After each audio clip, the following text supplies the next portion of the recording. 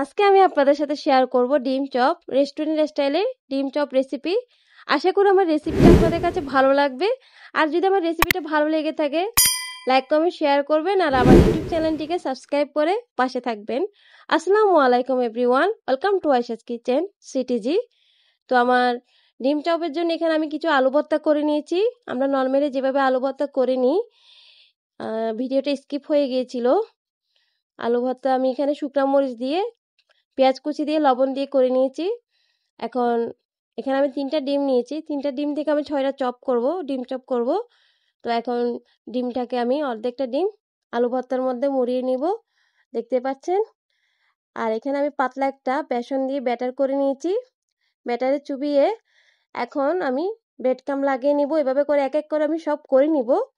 আর রেস্টুরেন্টে bread crumb দিয়ে করা হয়, তখন উপরটা হয় ক্রিস্পি, ভিতরটা হয় অনেকটা সফট, খেতে অনেক মজা লাগে।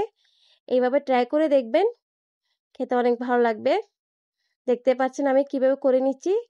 করা হয়ে গেলে এখন আমি মিডিয়াম আঁচে ভেজে নিব, এভাবে করে এক এক করে। আর এটা জাল বড় করে দিলে উপরটা পুড়ে যাবে, ক্রিস্পি হবে না। আর এটা অনেক ক্রিস্পি হয় মিডিয়াম আঁচে করলে, দেখতে পাচ্ছেন। তো আজ এই পর্যন্ত, সবাই ভালো থাকবেন। নেক্সট কোনো রেসিপি নিয়ে আবার হাজির হব, সে পর্যন্ত। আর কমেন্টে জানাবেন কেমন হলো। আল্লাহ হাফেজ।